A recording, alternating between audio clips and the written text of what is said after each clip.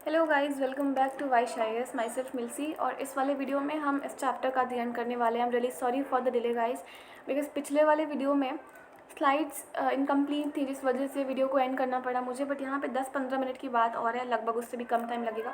जल्दी से ये इस वीडियो को ख़त्म करते हैं। Okay, last quarter of 19th century आप जब इस टाइम पीरियड को देखोगे तो नेशनलिज्म वाली जो आइडियोलॉजी है वो वैसी रही नहीं थी, बिकॉज लोगों में एक लिमिट से ज़्यादा जेलसी वाली फीलिंग, लोग एक दूसरे को मारने के लिए उतारू रहते थे। वो लोग एक दूसरे के साथ वॉर भी कर सकते थे, लेकिन एक दूसरे को आगे बढ़ता हुआ नहीं देख सकते थे। इसका एक बेस्ट एग्जाम्पल है बाल्कन्स वाला। हम देखेंगे यूरोप में 1871 के बाद में ये बाल्कन्स वाला जो मैं स्टोरी आपको बताने जा रही हूँ वो 1871 के बाद का टाइम पीरियड का स्टोरी है। ठीक है, तो प्रेजेंट डे जो Romania, Bulgaria, Albania, Greece, Macedonia, Croatia, ये सारे जो कंट्रीज़ हैं जो आज प्रेजेंट डे में हैं, इन सबको मिला करके, और भी कुछ कंट्रीज़ हैं, इन सबको मिला करके बाल्कन वाला जो एरिया था वो बनता था, मतलब एक बाल्कन। ठीक है, बहुत ही बाल्कन्स का बहुत बड़ा हिस्सा ओटोमन एम्पायर के अंडर कंट्रोल था, मतलब ओटोमन एम्पायर के कंट्रोल में था। आपको पता है जो ओटोमन एम्पायर है उसकी जो ताकतें हैं वो बहुत धीरे धीरे कम होती जा रही थी, जैसे जैसे डिसइंटीग्रेशन की तरफ ओटोमन एम्पायर बढ़ रहा था। जो बाल्कन्स हैं उसमें उनमें नेशनलिज्म की फीलिंग आ रही थी। ऑल थ्रू आप देखोगे 19th सेंचुरी की, पूरे 19th सेंचुरी में जो ऑटोमन एम्पायर था उसने अपने इंटरनल रिफॉर्म करे, कुछ मॉडर्नाइजेशन के थ्रू अपने आप को स्ट्रेंथन करना चाहा, बट सक्सेस उतनी मिली नहीं। वन बाय वन आप देखोगे जो यूरोपियन सब्जेक्ट्स थे, लाइक नेशनलिस्ट जो भी थे, उन्होंने अपने आप को इंडिपेंडेंस अपने आप को डिक्लेयर कर दिया। लाइक अलग कंट्री, जो बुल्गारिया है वो अलग इंडिपेंडेंस डिक्लेयर कर देगा, जो अल्बानिया है वो अलग। जो बाल्कन पीपल्स थे उन्होंने ये क्लेम करा कि अब उनके पास भी पॉलिटिकल राइट्स होना चाहिए या फिर इंडिपेंडेंस होना चाहिए। सारे के सारे जैसे जैसे कंट्री अलग अलग इंडिपेंडेंस असर्ट कर रही थी, वैसे जो बाल्कन पीपल्स थे उनके अंदर भी ये वाली फीलिंग आ रही थी कि अब हमें भी हमारा इंडिपेंडेंस चाहिए और हमें भी एक यूनाइटेड नेशन चाहिए, पॉलिटिकल राइट्स हमें चाहिए नेशनैलिटी के बेसिस पे। ठीक है, और ऐसे आप देखोगे इस तरीके से एक अच्छा खासा वहाँ पे रिबेलियन काइंड ऑफ आप बोल सकते हो, रिबेलियस नेशनैलिटीज़ वहाँ पे रहते थे बाल्कन्स में। उन्होंने स्ट्रगल करा और जो उनका बहुत लंबे समय से इंडिपेंडेंस खो गया था उसको वो लोग वापस से लेकर के आए। अच्छा, जो ये बाल्कन्स वाला एरिया था वहाँ पे एक ही जाति के लोग रहते थे, स्लाव, SLAV। ठीक है, तो आप बोलोगे कि एक ही जाति के लोग रहते थे तो हो सकता है एक ही कंट्री होगी। नहीं, मैंने जिनका नाम लिया है, Bulgaria, Albania, Greece, Macedonia, Croatia, Bosnia वगैरह, स्लोवेनिया, सर्बिया, ठीक है, सब अलग अलग कंट्रीज़ थे। अब देखो जैसे जैसे लोगों ने इंडिपेंडेंस अपना सर्च करना शुरू किया, इनके अंदर ये वाली फीलिंग आई कि हमें भी अब इंडिपेंडेंट होना है, हमें भी इंडिपेंडेंस चाहिए, हमें भी हमारे पॉलिटिकल राइट्स चाहिए। अब दिक्कत ये थी ना कि ये लोग ब्रिटिशर्स के खिलाफ तो लड़ ही रहे थे, लेकिन ये लोग अब साथ में ना, इन लोगों के अंदर इंटेंस कॉन्फ्लिक्ट इन लोग के अपने अंदर भी हो रही थी, एक दूसरे से भी लोग लड़ झगड़ रहे थे। दिक्कत ये हो गई थी, बाल्कन स्टेट थे वो एक दूसरे से इतना ज़्यादा मतलब जलते थे, इतना ज़्यादा उन लोग को प्रॉब्लम होता था एक दूसरे से कि अगर उन लोग का वर्ष चले ना तो एक दूसरे की टेरिटरी को वो लोग ख़त्म ही कर दें। इस लेवल का गुस्सा भरा हुआ था।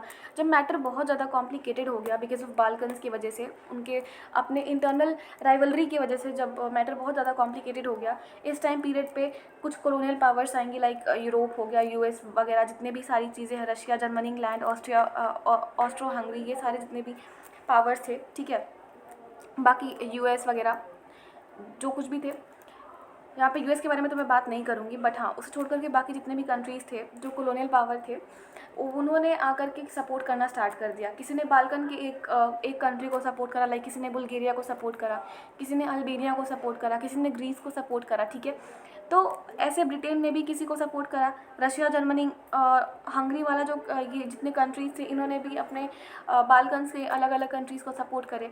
जब इन लोगों ने अलग अलग कंट्रीज़ को सपोर्ट करना स्टार्ट कर दिया ना, तो इन लोगों में भी एक कॉन्फ्लिक्ट हो गया, इन लोगों में भी वॉर स्टार्ट हो गया। और आप कहीं ना कहीं देखोगे जो फर्स्ट वर्ल्ड वॉर हुआ था उसके होने के पीछे जो बाल्कन्स ये वाला जो रीजन है ना, वो मेन रीज़न माना जाता है कि हाँ, इस वजह से भी जो फर्स्ट वर्ल्ड वॉर था इस वजह से इतना ज़्यादा आगे बढ़ा था।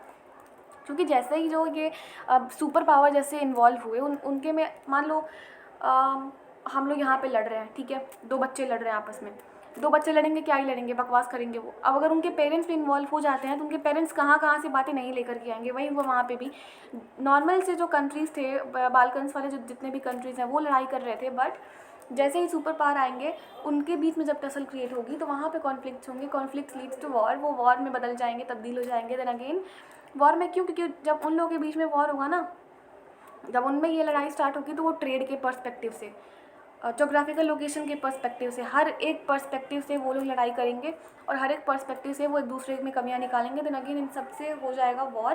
और फर्स्ट वर्ल्ड वॉर होने के पीछे बहुत तगड़ा रीज़न माना जाता है, आप कह सकते हो उसको। नेशनलिज्म अगर इम्पेरियलिज्म के साथ देखिए हम लोग, तो यूरोप में एक अच्छा खासा डिजास्टर के तौर पे काम किया है 1914 एज अ वर्ल्ड वॉर, जो मैं अभी मैं आपको बता रही हूँ, ठीक है। बाल्कन्स, जस्ट अ मिनट, इसका स्पेलिंग गलत है, BALKANS होता है बाल्कन्स का स्पेलिंग, ठीक है। स्टोरी ऑफ बाल्कन्स मैंने अभी आपको सुना दिया।